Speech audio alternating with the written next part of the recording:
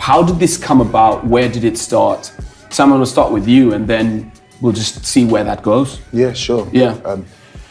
Salt as a concept started a little while ago. Okay. So it was this idea of, it was actually a name that came from some jokes with my brothers, and I won't even go to the detail of it. Well, I will do. Let's go into the detail. Right. My surname is Akinluyi, Right. and you could shorten it to Aki. Right. And some people know that a delicacy, which I'm not a massive fan of, in Jamaica is ackee and saltfish. Right. I don't like it very much, but ackee and saltfish, salt, that was actually where it came from years ago. So I used to tease my brother, say, actually, I like this idea of saltfish. And then we shortened it to salt. But then salt as a thing became something I was just thinking a lot about as an ingredient. And in the faith, in my faith, this idea of being salt and light, enhancing things around you was really important. Right. So that's where the name came from. And I set it up as a company where I've been doing loads of coaching and advisory stuff. And it was just that. And then George Floyd happened. Yeah. And this idea of salt and enhancing things that are already good, or helping people and organizations enhance or be better. That's where Salt as a name came from. Right. But as an organization, it just took a very different direction. Right. And it became a non-profit. And there's a story before that I'm sure we'll get into it. But I thought I'd just explain the name to start with. And Salt that's exactly what it is. We don't want to be overly visible. That's why this feels really uncomfortable right now. Right. Salt is something that you use, and you don't see it, but it enhances whatever is in front of it or is put in it. Right. And you can't put salt on a bad meal. It doesn't make it any nicer. Right. But it enhances things that are already good, inherently good. And so many people and organizations are that. Right. And that's what Salt is about. The murder of George Floyd, which is what it was, happened. Then what? What's the conversation between you two in that process? So the lead up to the conversation was, first of all, it happened, and so many things have happened. There's so many names that come before George Floyd, but there was something, I lost a lot of sleep. I was thinking, I felt different this time. And I didn't have a formed view on this whole thing. Right. I'm never taken a position on race. I've had views, but I haven't been outspoken about it. In fact, it's something that I just thought, despite it, just keep pushing, keep doing what you can to fit in, settle in, succeed, whatever words you want to use. But when George Floyd happened, something broke in me. I didn't sleep for a while. Wow. And I had to write something for myself to understand how I felt about race. And I realized writing this, and it's just a stream of consciousness, that I had been subject to quite a lot of racism growing up. Wow. I had been in situations, direct situations, where there was racism. Some jovial, some not so much, just blatant racism. But I'd always been numb to it, or I'd always been in a position where I could say, I'm better than that, so I'm not going to let that affect me.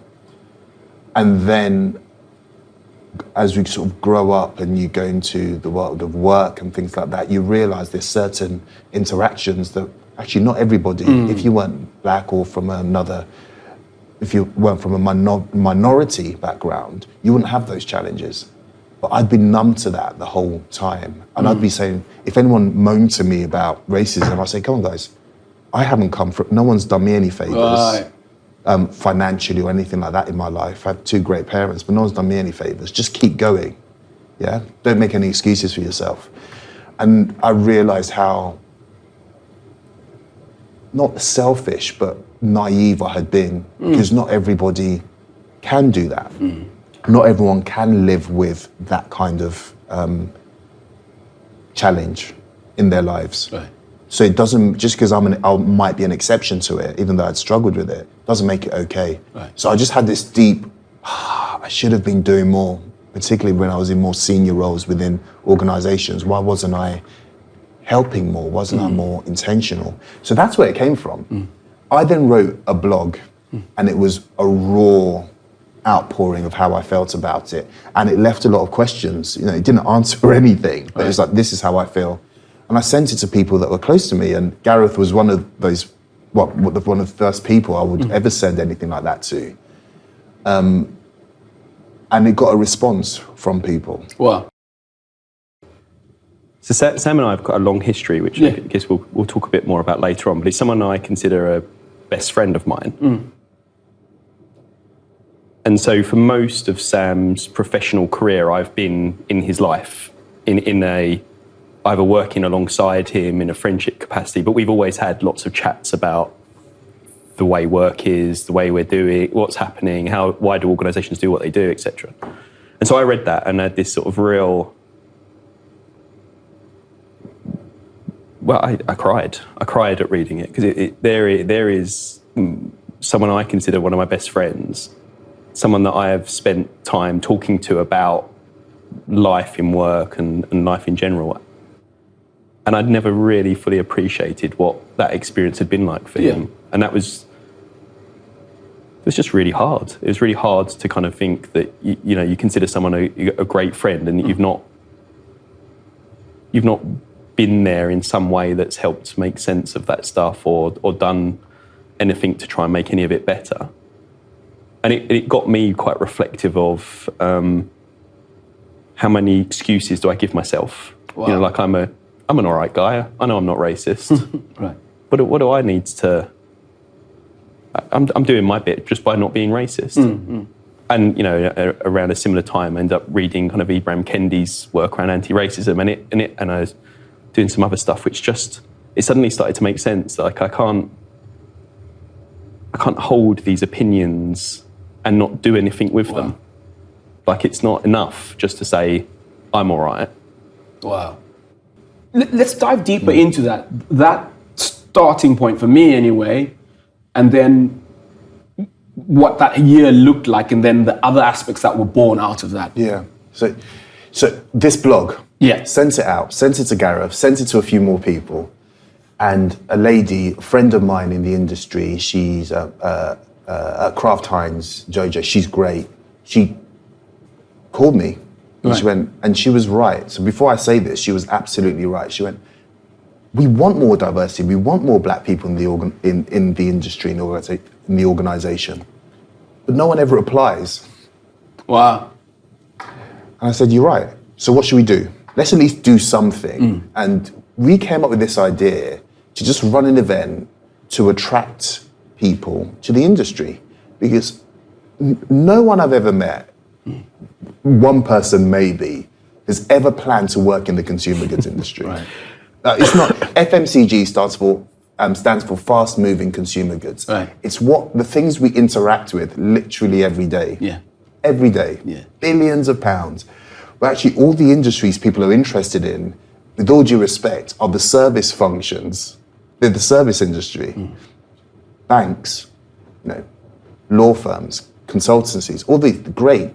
But then the businesses in the middle are businesses like the consumer goods industry, manufacturing, things that get made and marketed and engineered, all these things. So we thought, let's just introduce people to this industry. There's so many jobs, so many opportunities, but they're not seeing that. And when the pandemic hit, there's people looking for jobs and thinking, where am I going to go now? Where am I going to do my year in industry? Or where am I going to start my career? So we ran this first event. And I remember, I think you were on that first event. But before that, I said to Jojo, we run this event. It might need to be a bit bigger than Kraft Heinz. So we got Innocent along, and we got Ocado. And we had Nick Canny from Ocado, who's the European MD of Innocent. And then we had the CEO of Ocado. Great individuals, people I know I've interacted with that are just normal, but leading organizations. And I said, leave it with me. Let me see if I can find just some people to attend. If we can get 50 people to attend, then great. So I've never done this before. I'm picking up the phones to community groups, churches, individuals, getting on calls, and you on one of those calls. Yeah. And I said, just come and learn about these opportunities. And we had, 130, 140 people on that first call. And then you realize we don't want this to be a one-off, like Blackout Tuesday after George Floyd. And I always say, like, what do people do on Wednesday?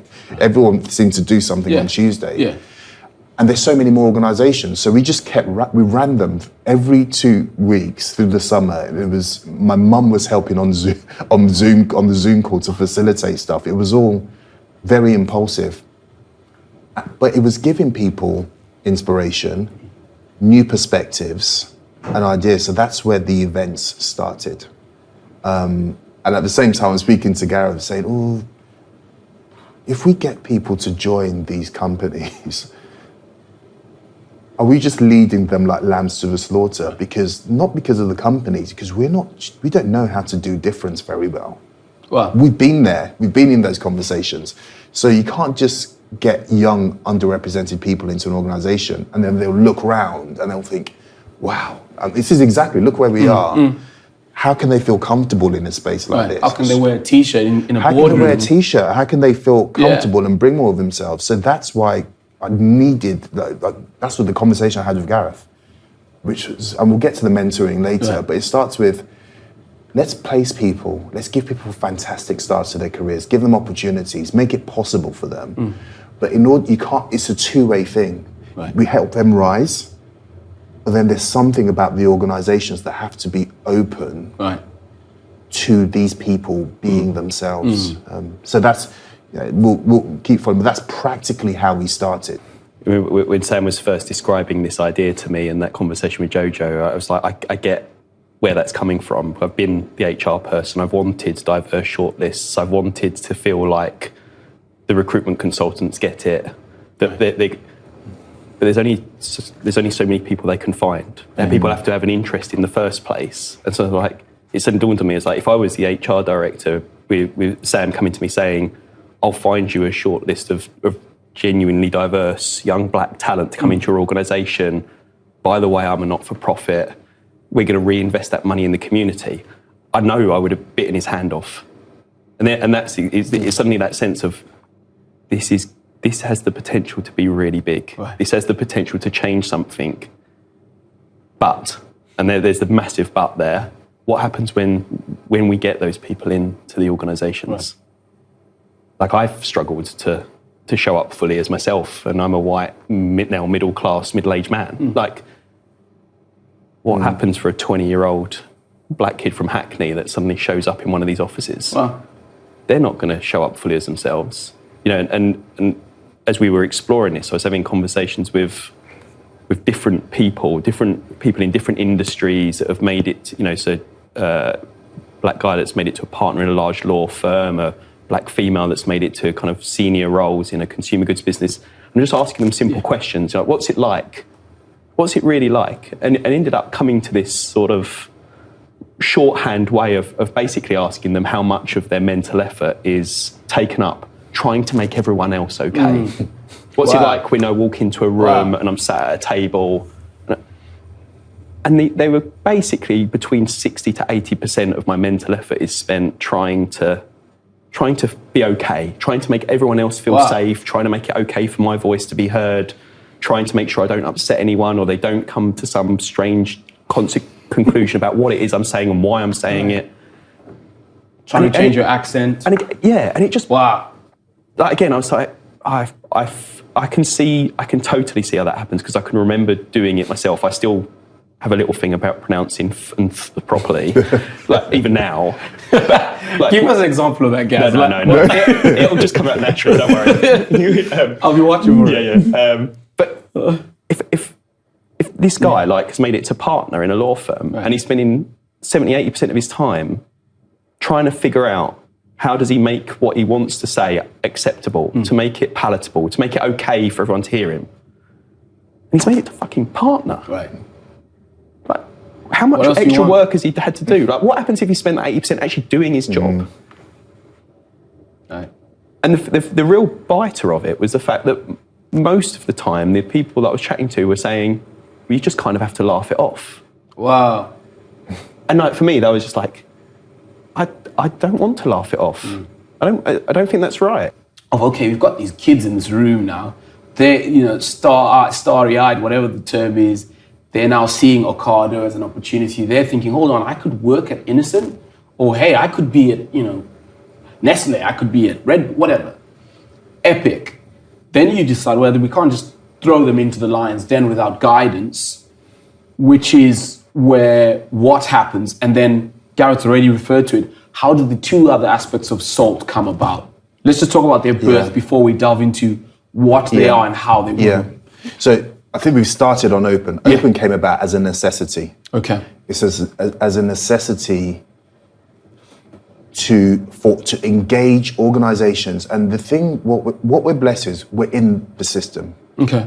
We're in the system. We've done the big jobs within the system. We know how it works. We're not shouting as activists from the outside, just saying be better.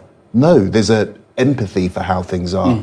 So how Open came about was those conversations with Rise. We need to come and talk to you about this. And one unconscious bias training session for half a day or 2 hours is not going to resolve or change the culture that Gareth has just articulated. It's not going to change that. So we need to think more deeply about how you change a culture. And a lot of work, and this is Gareth's area, a lot of research, understanding, scientific theories gone into how do you change systems. So we are talking to organizations, or they're coming to us and saying, this makes a lot of sense now. We've made this too simple in our eyes. Wow. This is a deeper thing that we need to change. We need to change individuals. We also need to change the organization, but it starts with the individuals. It starts with leadership. And again, we've been those people.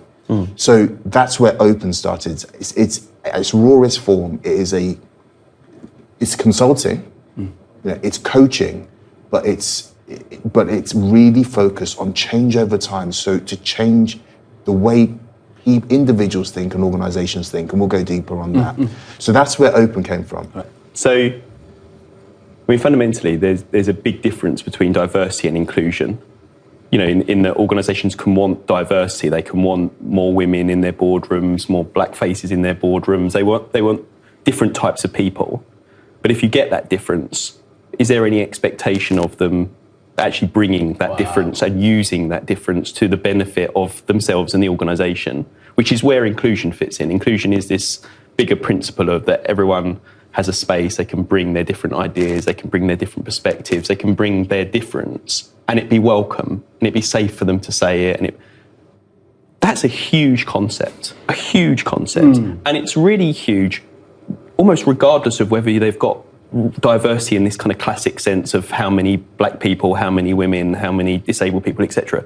Because most organisations are not in a space where they welcome lots of different perspectives, lots of different points of view, and people bringing so much more of themselves. So there's a huge untapped level of potential and interesting kind of angles that businesses can bring just with what they've got already, let alone this additional desire to be more diverse.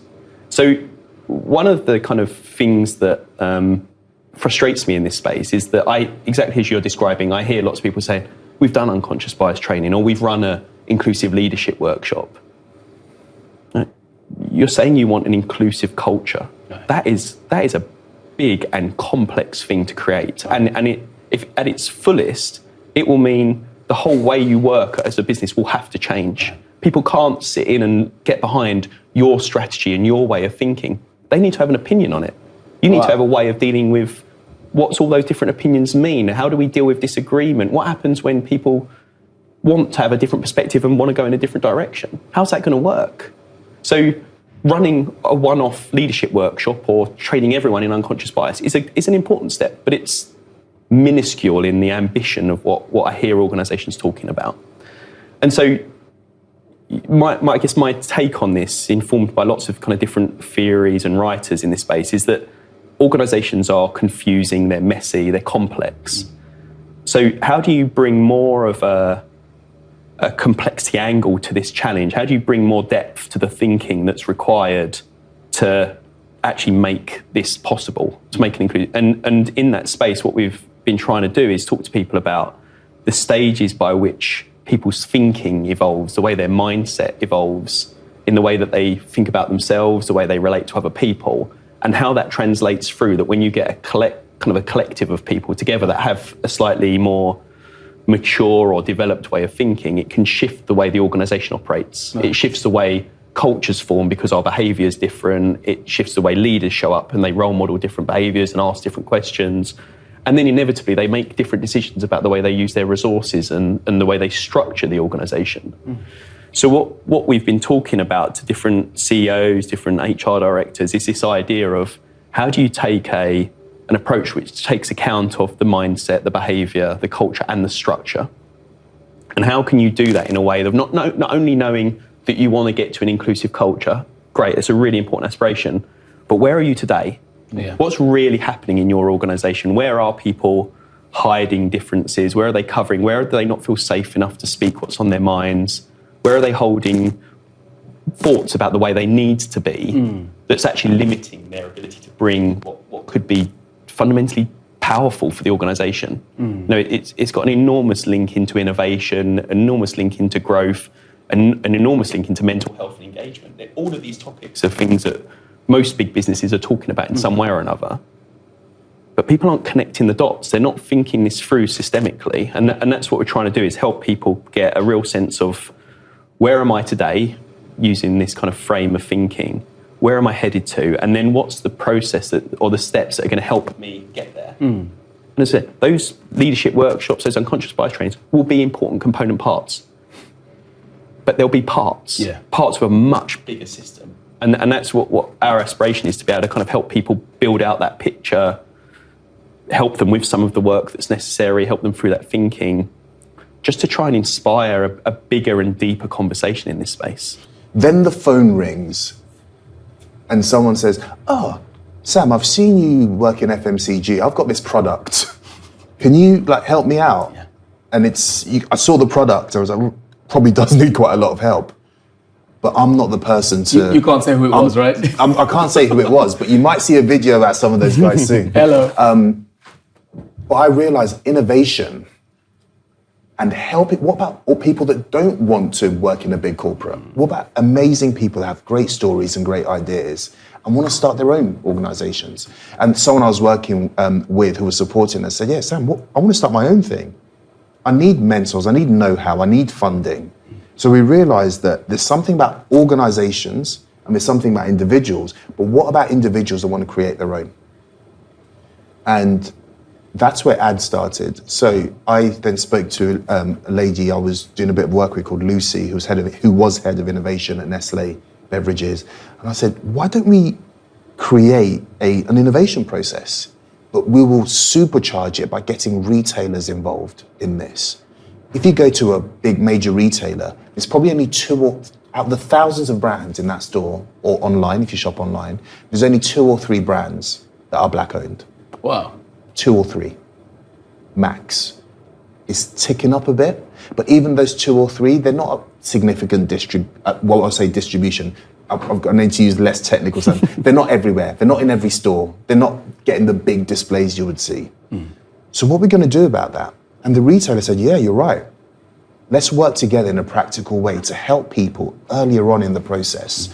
And that is something that's really important, actually. We don't work hard enough earlier on in the process. We wait for people to come To the door. finished and all done. But between an idea and a finished product, that's a lot of money, a lot of know-how, a lot of network, things that a lot of people don't have. So that's where AD started. So that was let's just try this as well. Let's help give entrepreneurs an opportunity. Again, just using what we've got, using our privilege, which is the network, the contact, and the retailers have been fantastic. So they said, yeah, we'd love to do that because we feel that this is a really sensible way of supporting underrepresented groups. We can't just say, "Oh, that's an all right product, let's put it on shelf." No. It won't sell. But if we can support people through the process and give them the support that they don't have but others do, that's what we do. AD provides a structured, really well-informed, well-advised, well-connected 18 weeks where if you have got that product, first of all, I'll say, well, we care about you. Yeah. that product needs to be a bit better. Okay. Yeah. Yeah. So we want to get that product in front of industry experts, design companies, one particular design company, retailers. And right at the start, we want to really understand where that fits, where it fits within the category it's in, the competitive set it's in. These kind of conversations are quite fresh to someone who's just got that product, right? But it's not fresh to me, because I've been there, and a bunch of other people who might have an uncle or a dad or someone in their network that will be able to give them that kind of constructive criticism and just positive intent to grow the brand. So what we do is we'll take that brand and we will run workshops to really test, is this good enough? Where is it positioned? Pricing, everything. How does it look? How does it look versus competition? We then get retailers to give us their thoughts earlier on. So not when it's all ready to go and there's a yes or no. Right. No, much earlier on, because they are saying, yeah, we want more diversity. We want this to be successful, but it has to change. Wow. So we're not getting that late. So twice in that process, you, if you had that product, will be in front of the biggest retailers in the country, and they will give you constructive criticism because they want you to succeed. Because there's not enough people like you in the industry.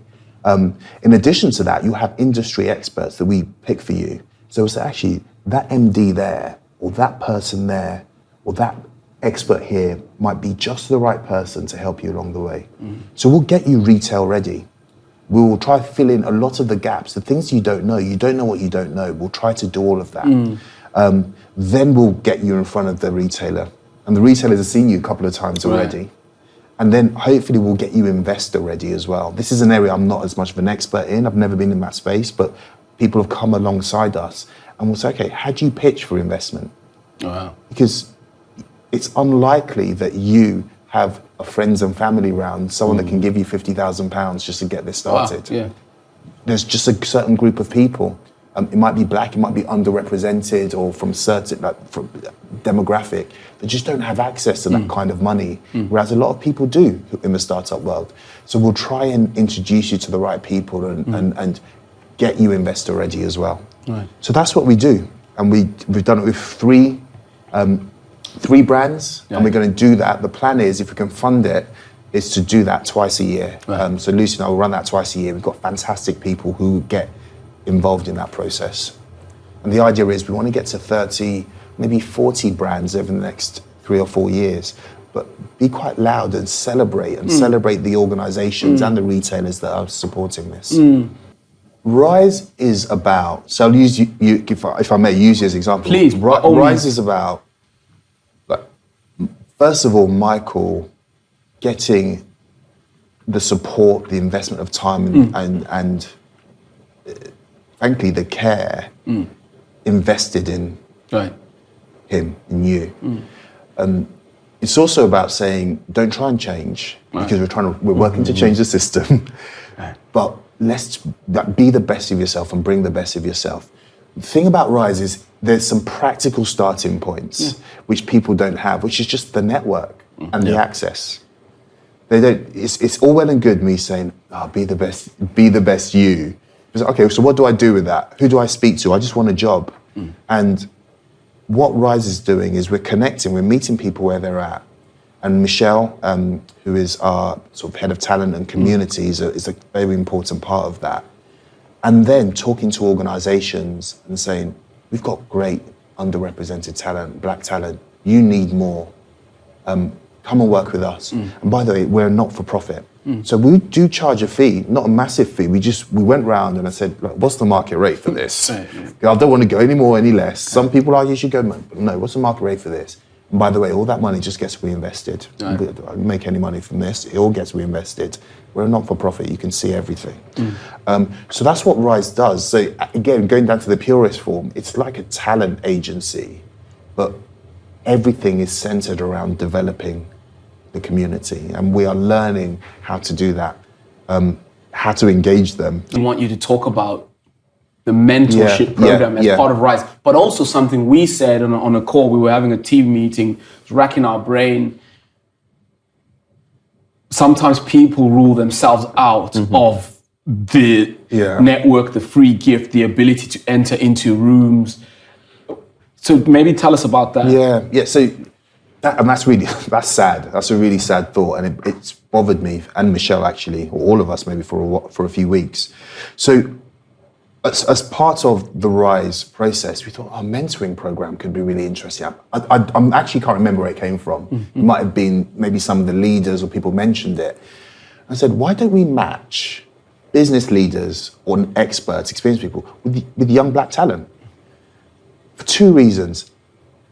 It helps the young black talent just to have someone in that network. We're fixing the lack of a network. The no overlap between that group and this group, that leap they have to make. That's a good reason.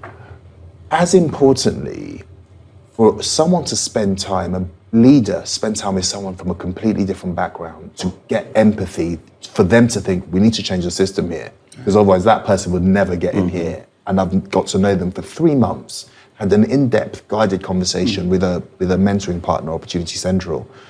That's quite special. So to roll back, we've got 3 things we do. Yeah. Rise, underrepresented young people, starting with black, but we will go further than that. It's about giving anyone, making it possible for anyone.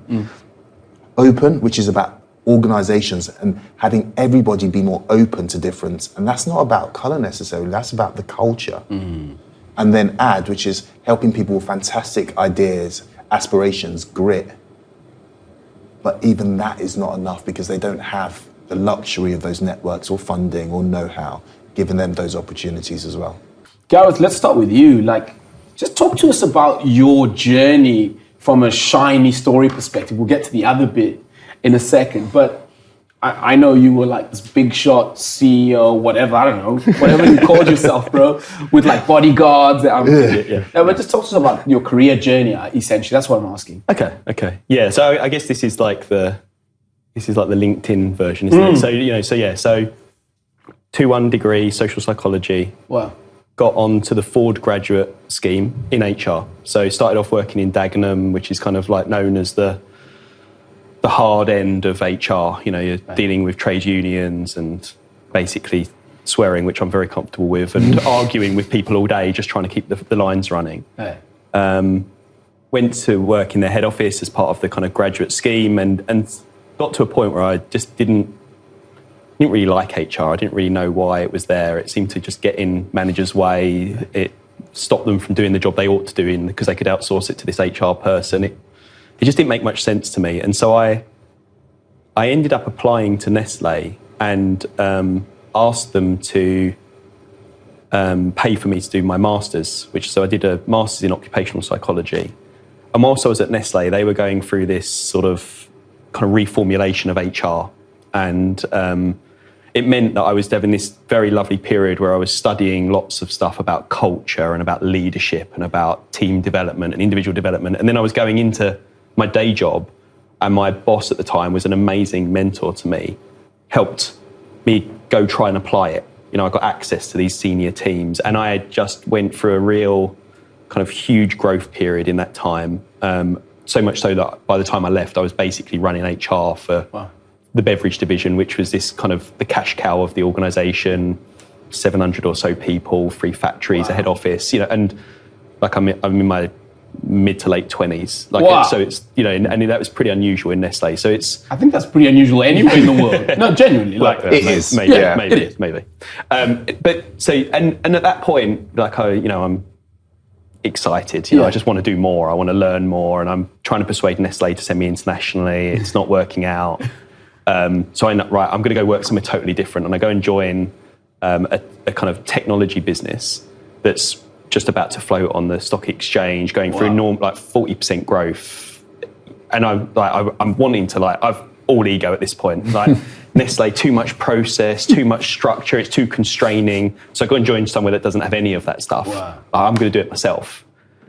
And then you realise what's it like to work in an environment that doesn't have any of that. And suddenly, and I was completely on the hook for it all, and it was wonderful. I loved it, and it was bloody hard work. But there I joined to run HR for one function. By the time I left, I was running 4 out of the 5 functions, big job. And And then I, from there, went to be the HR director for a part of a business called Associated British Foods. So it's their cereals business, again, sort of 800 or so people and a few across different sites. We're doing acquisitions, doing all kinds of kind of interesting work in HR. Then the talent and organisation development director for their grocery business, so 4,000 or 5,000 people, Wow. 8 or so businesses, And how big, old are you small. when all of this is happening? That was, what were then, mid-30s? Wow. Yeah, mid-30s-ish. And then for the last few years, I kind of decided that I wanted to kind of work doing more of the kind of the org development, the cultural change stuff that I'm so passionate about, and really getting into the psychology piece of this much more deeply. So I spent the last few years working in a consultancy business, selling kind of coaching products and different kind of change and transformation projects. And I've kind of done more training again. So I've chartered as an occupational psychologist, I'm certified as an integral coach, done lots of shiny badges and fancy stickers that I can... But look, Gareth, and I made a request earlier, but you downplay it, but like it's a big deal. Studied banking and finance, but ended up doing a year in industry as part of the degree at Nestle. Yeah. Frankly, because it was the first job that came up in the business school. It was based in Croydon. Okay. And I grew up very close to Croydon. Since I was 9, sort of was very close to Croydon. That's the only reason. Yeah. Did a year in industry where my first role was I was customer service executive. So I was basically doing the order fulfillment between Nestle and Sainsbury's at the time. So just making sure I didn't screw up the orders, and there were a lot of orders and numbers and processes, which everyone knows me now. What was I doing there? Ridiculous. But at the end of that year, I knew I wanted to stay in that industry, tangible, great products that I can see what I was selling, as opposed to working, with all due respect, like in a bank or anything like that, where I can't touch it, I can't feel it, I can't market it necessarily. So I went to the sales director at the time, a guy called Vince Robinson, and I said, Vince, I'd like a job when I come back. They didn't have a grad scheme that year for whatever reason. So did an interview with a couple of people, and I came back in as a junior salesperson doing the admin for the sales managers. And then I got my first sales manager job, Nesquik, to sell Nesquik. Hey. Then, and this is basically when I met Gareth. Okay. So we're talking like 2004. Wow. 2004. And then I just got more and more sales responsibilities, and as part of that, the accounts are worth more money, basically. There's more importance. Then I went and moved into a strategy role, working out how to sell more coffee. Then and end up looking after the whole of the coffee sort of what we called CCSD, but looking after the strategy, commercial strategy there. And at a similar age, I was like, this is the biggest food company in the world. It's great, I've grown up here, but I feel I need to do something else. And I work in the biggest food company in the world. Like, Right. I could go and express myself out there. So I went to a company called General Mills, which not many people know about the company, but the brands underneath it, Haagen-Dazs, ice cream, Betty Crocker, Nature Valley, it's really interesting group, Old El Paso, and I used to look after 3 of those businesses commercially. Right. And then I did the tech thing, which was, actually I need to get out of FMCG. So I went to work for a tech startup for 7 months, mobile interaction with TV. And that didn't, when you work for a startup, as you know, you don't get paid anytime soon. And Mel, my wife, was pregnant with our first child, so I had to get a job. Okay. And I came kicking and screaming back into FMCG, but it was a great company, Mars. So I was the commercial strategy director for Mars, looking after, probably in terms of the strategies, £1 billion worth of chocolate, but writing the commercial strategy for that. It's a lot of chocolate. That's a lot of. That's not what I thought. Like when you said £1 billion, I just imagine a ton of chocolate. Yeah, think about how much chocolate that is. So probably in terms of gross sales, something like that. And then I became the sales director. Wow. Looking for the grocery business. So I don't know. £500 million worth of sales, and running the sales team there. Wow. I then left that to I wanted to help people. I realized that it wasn't quite fitting for me, and I wanted to explore how I could express myself and help more people. Did that for a few years. And what I do now, in addition to Salt, is I'm the MD of Innocent Drinks in the UK and Ireland. To just simply highlight the truth, right, is that we've got some capable hands around the table who are unselfish, and they are unselfish in their willingness to say, look, yeah, we're willing hands, we've got access to networks and da-da-da, but at the same time, we're just going to make time for as many people as you can. We're going to make time to contribute as much as we can. We're going to, and that's an important point.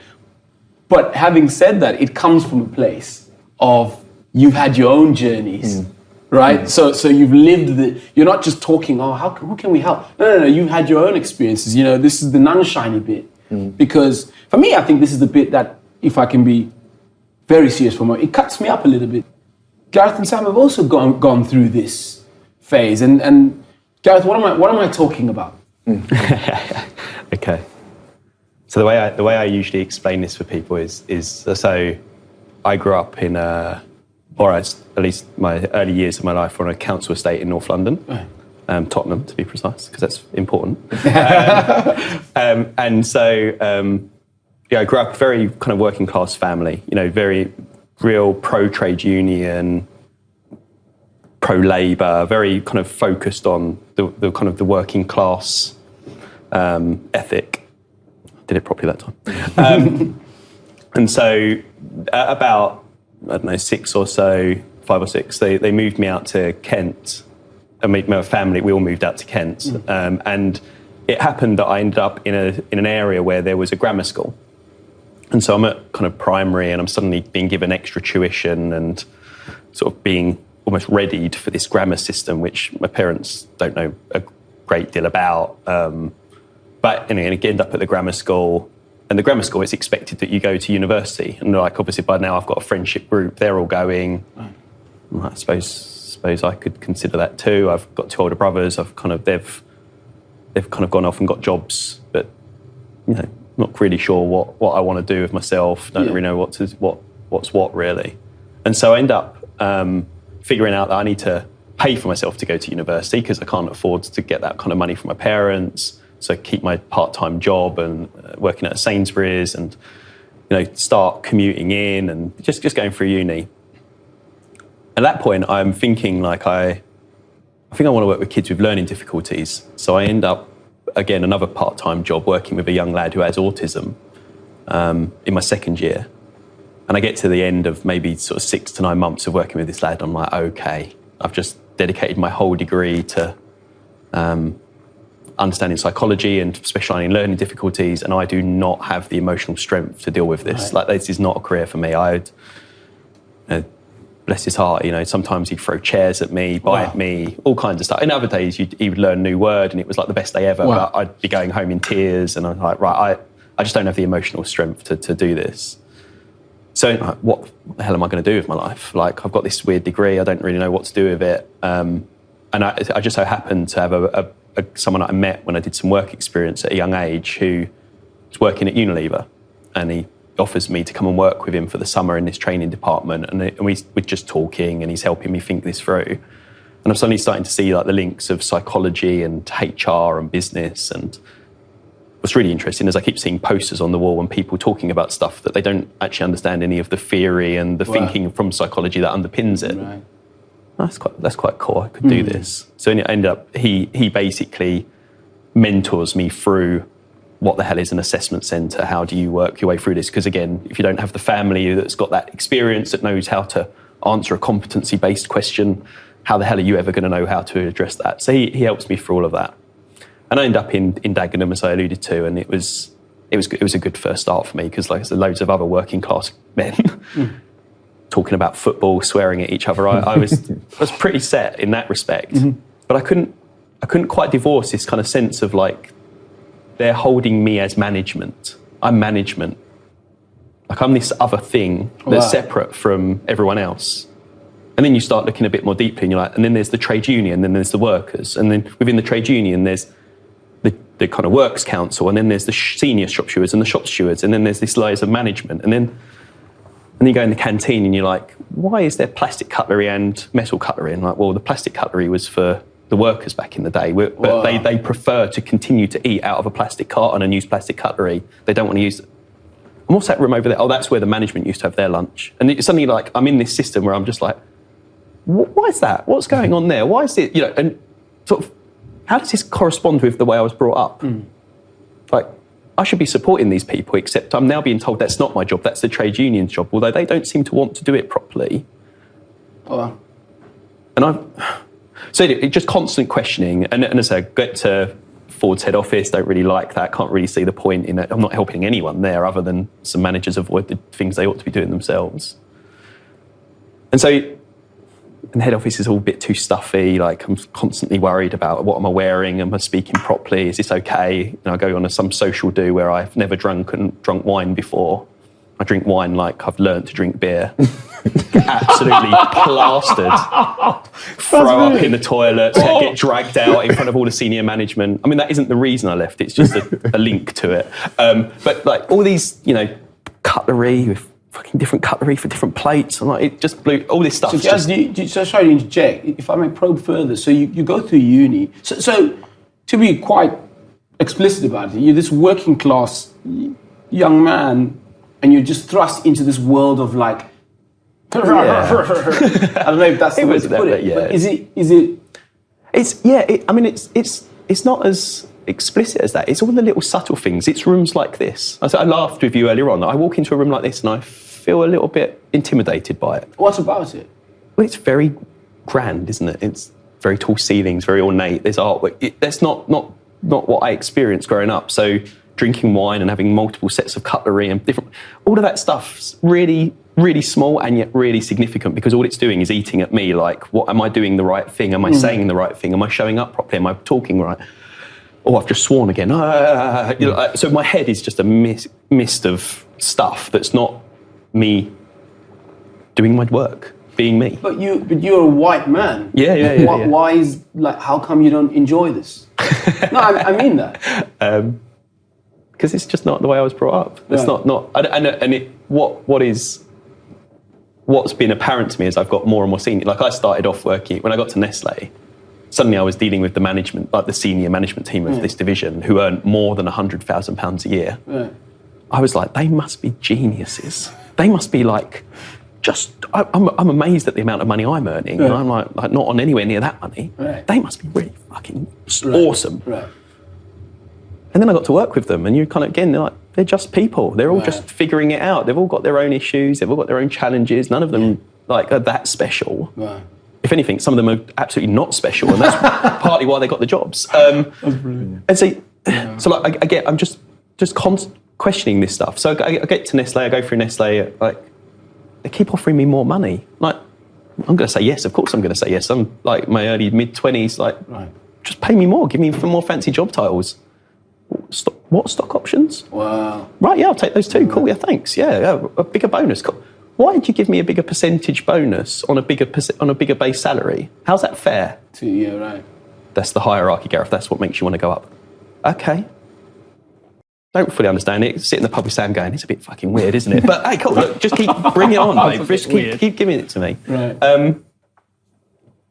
Get to that point when I joined the tech business, and at this point I've just got married to Sophie. We're buying our house, we're thinking about children, and I'm flying around Europe firing people. That's literally all I did for a period of time. And I can have very vivid memories of flying into, places in Europe where I would fly in the morning, get a taxi to an office, walk in, fire the team of 10 or 12 people that are in that office, leave, go back to the airport, midday, and my day's done because I've fired everyone. And I'm sitting having a beer and a burger and like bemoaning my life, going, what is the point in all of this? Like, I didn't do psychology to fire people. Like, this is not what life's about. And so then Soph and I end up finding out that we're having some challenges to conceive children. And like all of this kind of path that I was on, this, like you buy a house, you have children, or you get married, you get bigger jobs, you get more job titles, you get more...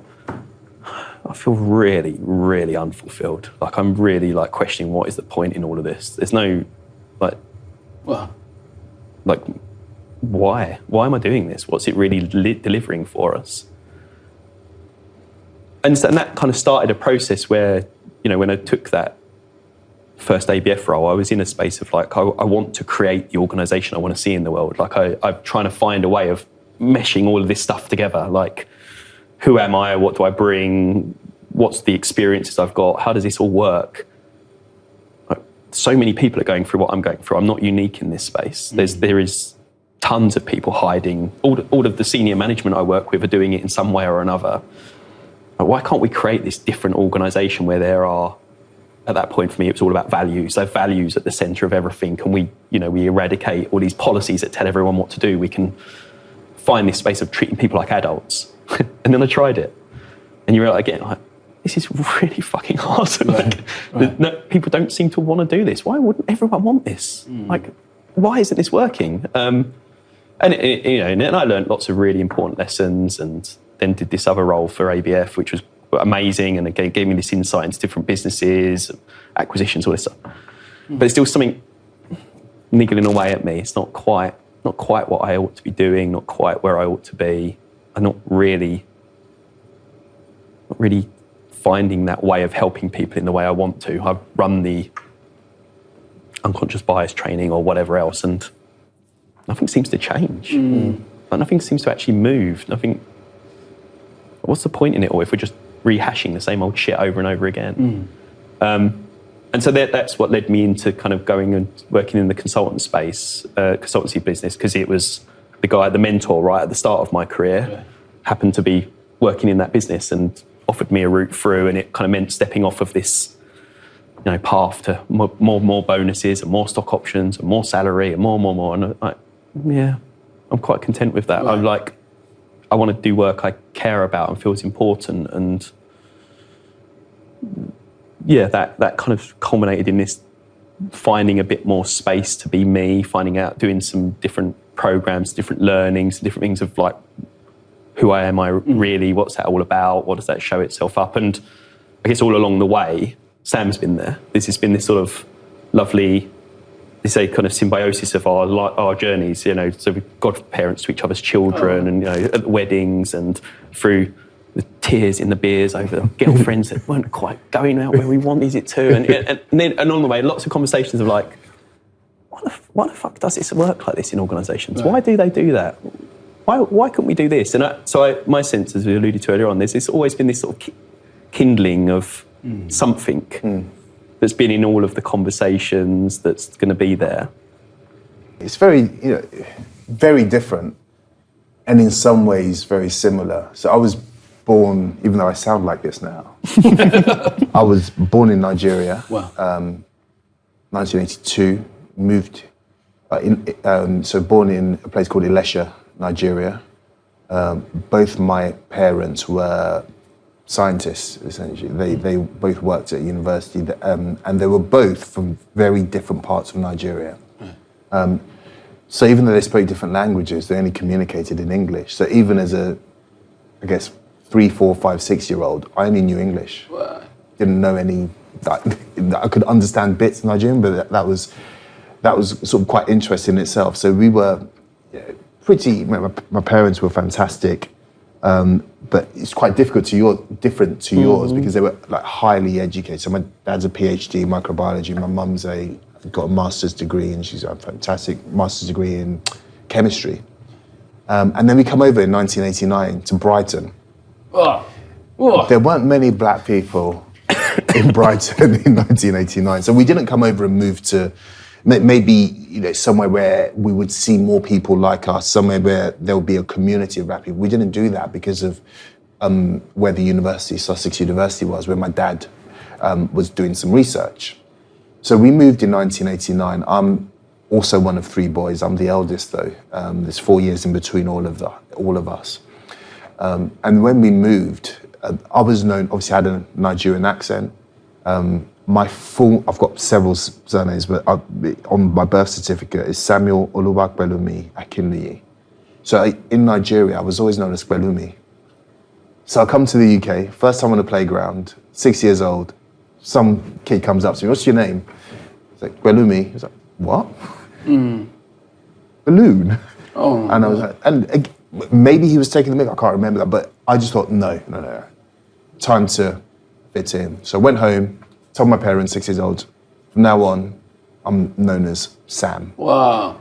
And you know, there've been several times in my life, in my early years, I've gone back to look at my birth certificate with relief that my first name was Samuel. Wow. I was like, oh, at least I'm not faking it. At least it's not my at least it's not my middle name. Wow. That I've taken. It was my first. So like, yeah, it is Sam. And now on reflection, like, wow. But my role then was to fit in. Like, you're at school, you want to be accepted. And we moved around quite a lot as we settled. So I went to 5 primary schools. Right. Just as we settled, some funding came in, and one thing I would say, yeah, okay, there wasn't loads of money, but my parents have been unbelievable. And they always spoke really positively into my life. Because I'm not a natural academic. In fact, I would say that my dad's not either. But he's got a PhD because that's what you do. That's how you that's the culture. But he now runs a community church, and that is what he's always supposed to be. And it's quite interesting. You spend years going down this route of what the culture says you should be, and then you go down that route. But I had to work hard. I'm Nigerian, I had to go to uni and stuff like that. So I worked hard, but never probably got the results that reflected the work I put in, because I'm just not as wide that way as maybe my brothers were, who are fantastic. I mean, they both went to Cambridge and A's and stuff like that. So always in me was that, I'm not very good at that. And they are, but I put loads of work into this. We moved to sort of Kent, south east London suburb, so probably not too far from Gareth, maybe 20 or 30 miles away. Didn't know each other, of course, at that point. And I went to a pretty standard, relatively rough, comprehensive school. And to be honest, I worked hard, but that gave me a bit of license because I did my work. And I think there was only a few of us that got all A to C's at GCSEs, like out of 300, maybe 10 of us, maybe 15 of us. It's that kind of school. Right. But all my friends were, mainly sort of gypsies in that area we grew up, and they were lovely. I played football. No one wanted to play our football team because we were the roughest. We were horrible. And I got into that. Yeah, I was. Got into a bit of trouble at school, not loads, never got just that, but mainly because I did my work. Right, I worked really hard, so there's that balance. Right. But all the time I was just able to fit in. So I was always in the football team, I was always doing my work, and I was just always find ways, just from that first 6-year-old experience, just to fit in.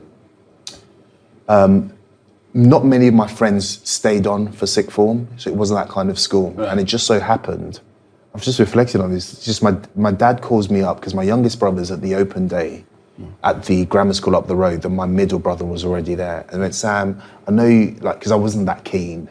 But he said, why don't you just come and have a look? And if he hadn't have made that call, and he was very soft about it, he didn't say, you're going to that sixth form. I went from one bubble to another.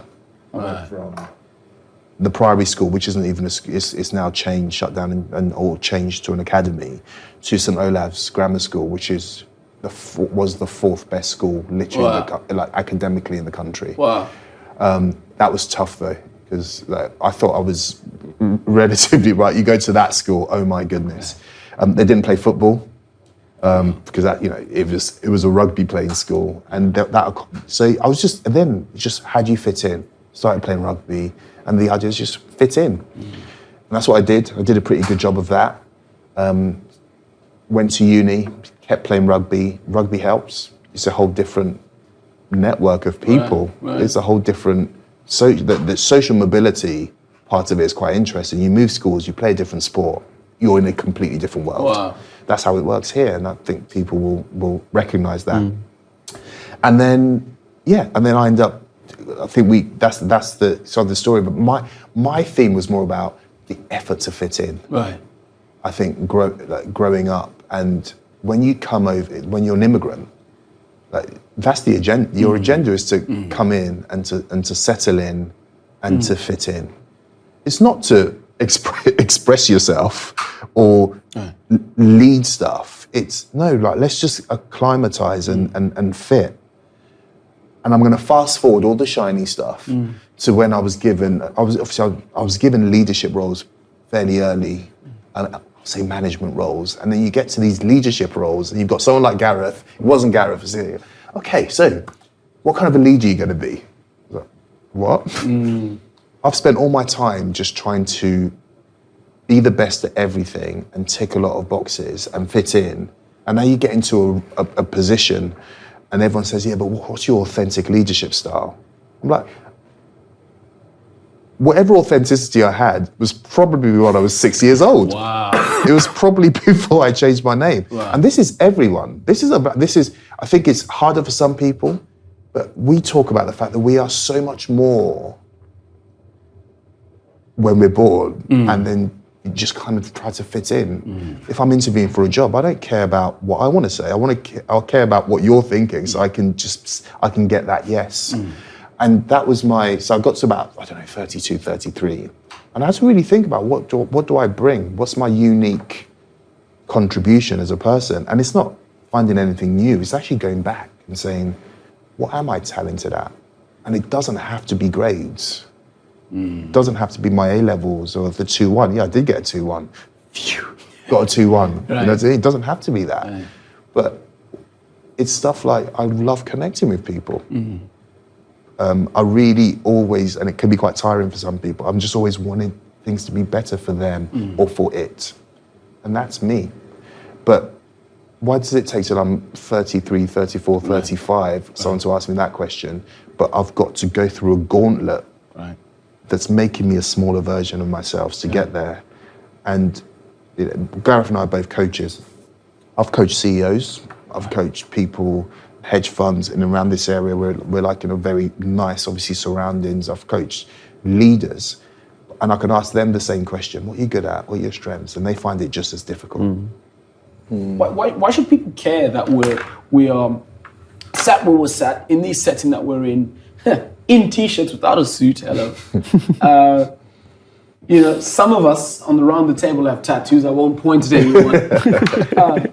But why should we care? Why does it matter? And I think this comes down to the deeper philosophical, the foundations and of who we are, right? It's beyond, and this is what I really would love us to get into. It's beyond just saying, hey, we need more black people in the room, or hey, we need more women in the room, or hey, what are our numbers for people who are differently abled in the room, right? Yeah. What is that? It's more than that, isn't it, Sam? If we're being honest. Yeah. Am I like crazy? No, you're onto it totally. I think there's an individual answer to that question, which is like, why should you want anyone to be more comfortable in their own skin, to find that bigger version of themselves, to not cover their, and I think we can all have our own answers to that. But I think we all inherently know in ourselves that is where happiness, mental health, however you want to describe it, that's where that exists. When I can be who I am, when I can feel comfortable with showing up in the way that I want to show up, I will be happier, more content, whatever the way you want to describe it. If you're then an organisation looking at that, well, that therefore means if that person is more comfortable, more open, they'll collaborate more, they'll put more effort in, they'll come up with a slightly different idea, they'll try this slightly different way of doing things that will be creative and might change and challenge things. So an organisation, there's a huge amount of opportunity in there of actually allowing all kinds of great stuff to happen. So if I look at it just in like roles of mine as an HR director, of course I want my people to be engaged, or whatever the current word that organisations are using to say motivated, engaged, happy, because there's loads and loads of good stuff that can happen in organisations when I get that. I get less turnover, I get more productivity, I get people more interested in coming and working for us. They're probably more likely to work for me on less money. There's all kinds of organisations. But there's something sort of like so fundamentally right about it at the core of this, which is just, it's the right thing to do. Right. Beyond all of the economic or organisational benefits and advantages that you might get, we're a group of human beings. Like, why would you put anyone in a position where they are not able to show up with who they are and be happy and content? We all want that for ourselves. And my proposition is that most of the time we have to find that for ourselves in order to really be allow it to be released in others. But then why wouldn't we go about trying to make that possible for everyone else, whatever the venture is that we're up to? So let's dream a little, right? You mentioned that this is just a chapter, and I would potentially, from where I'm sat, I'm looking at it going, oh man, yeah, there's a lot of work to be done, like in a good way. Where do we go from here? Everyone is hiding aspects of themselves. Everyone needs to step forward. But then there are certain groups that are systematically impacted because they're not in the majority. They're not in the positions that hold the power and have worked their way through that journey that everyone assumes is standard and normal. Then there's a number of kind of groups of people that we want to help and work with and support and find ways of doing this. So we start with young black talent. Maybe we talk to kids from working class backgrounds. You know, like I constantly come back to the idea of how many kids are sitting on council estates at the moment that parents didn't randomly move to an area of a grammar school. Right. You know, what would I be doing now? How many kids never got that chance? What would they be doing? What are they doing? It's crazy. Both got wives with children. Working mums have a really tough time fitting back into organisational life. There's some crazy ass stuff going on in that space. There's neurodiverse, some tech businesses, some of the intelligence agencies doing some really interesting stuff of trying to find people with these very kind of physical cognitive differences, and then how do they, really interesting. Ex-convicts, there's so many groups that you could take this basic logic to, like, how do we help you bring your difference? Right. How do we help you show up? What does it that you need? So it's not going to be the same. Mentoring may be an approach, it may not be. It's whatever. What do each of those groups need? How do you help them get that step up, rise from the position that they're in? And then how do you just, keep doing the open work? How do you keep getting the system to keep evolving? Because this is not, next year I don't expect there'll be a ton of change in big organisations. Yeah. It's little, repetitive, continuous work. We constantly learn, we constantly try new things, we keep working. You keep getting those kind of entrepreneurs, the opportunity. Suddenly you start building stuff. And all of this, the beauty of this, all of it feeds back into the not-for-profit. So hopefully we make a load of placements, we get some really good consulting work, some of the brands really take off. That suddenly gives you a pot of money. What we can do with the pot of money, or what community do we want to work with next? Or what do we still need to do with that community? Like, you just keep going, keep feeding, and as because of our backgrounds from a industry perspective, we focus primarily on consumer goods because that's where most of our network is. Right. But none of the logic of what we're saying is focused purely on consumer goods. There is a logic that says young black talent does not think about consumer goods as an industry. That's very true. But so what? We could do tons of work with oil, tech, banking. I don't care, frankly. If people are buying into this slightly more nuanced, slightly more complex, slightly more difficult way of looking at it, let's work with them. Yeah. We so everything he said, and if anybody is involved in any part of what Gareth has just said, we just want to support. Yeah. What this isn't about is building any kind of empire. We talk about the fact that it just needs to be able to run. So SORT is, okay, if people are working with ex-offenders and something we can do with our approach can help that's how we work. We're not taking the place of anything. We're enhancing the things that are already there. Right. Everything we're doing right now, pretty much, I would say no one's doing those things. They're maybe doing bits and pieces, and we said, right, this is where we're going to work. But the idea of SORT, and the reason it's a non-profit, is we're trying to see where we can help and see where we can bring our resource and our approach. And if people are saying, yeah, this could help in our area, let's have that conversation, because we're here to enhance the things that are already good as well. Because often you get asked, so what's your 4 or 5 year plan? Right. Or what's your turnover going to be? I'm like, well, I can deal with that in my day job. Right. But I say my day job, though, half my time.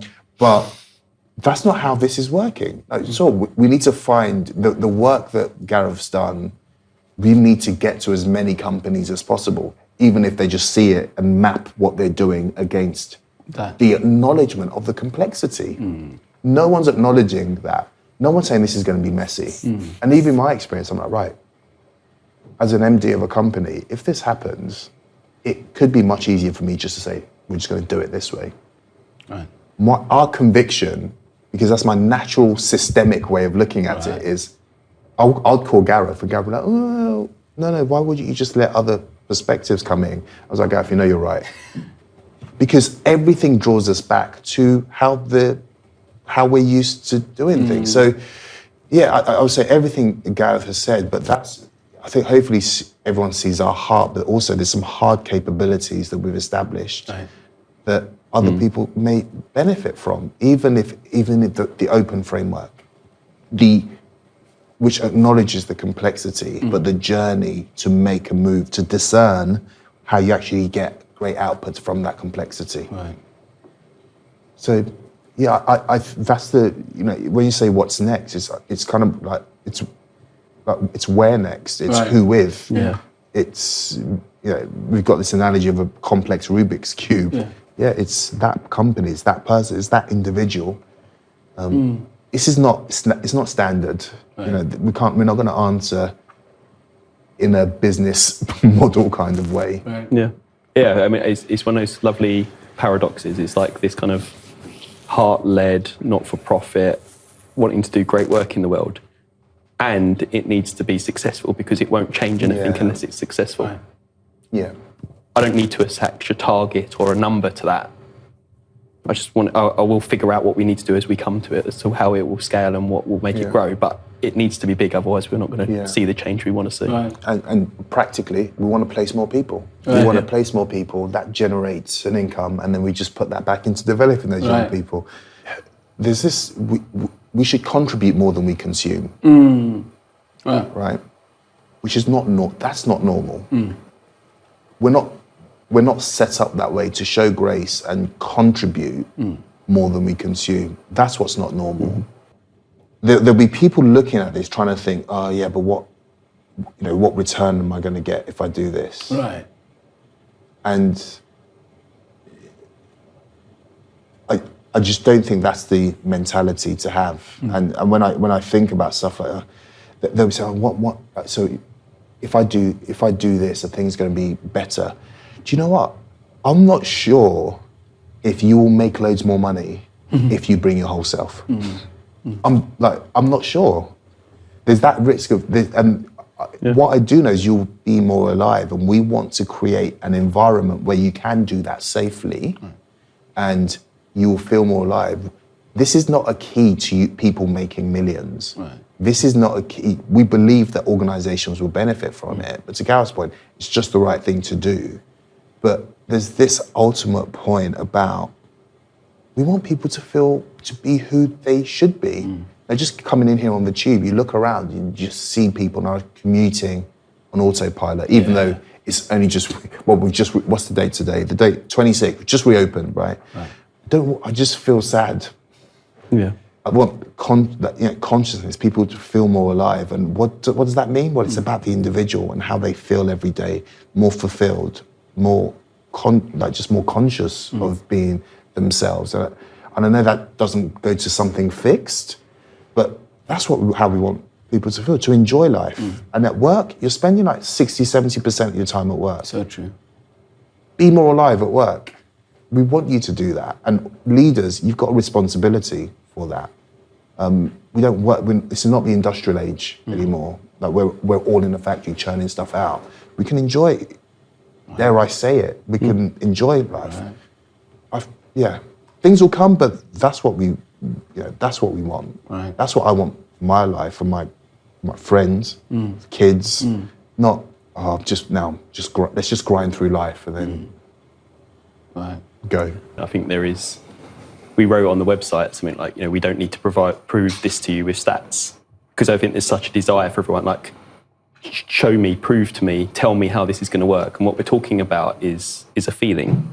Inclusion is a feeling. Yeah. Belonging is a feeling. Safety is a feeling. How do you quantify that? Yeah. So I think when people take a stop and ask themselves why, pause for a second, breathe into that. We all know it. We all know the work environments need to be nicer, better, different. We all know that we would be happier if such and such happened for us. Okay, that's good enough. If you feel it, you don't need the stats to reinforce that. Come on. Well, gents, thank you both. Thank you.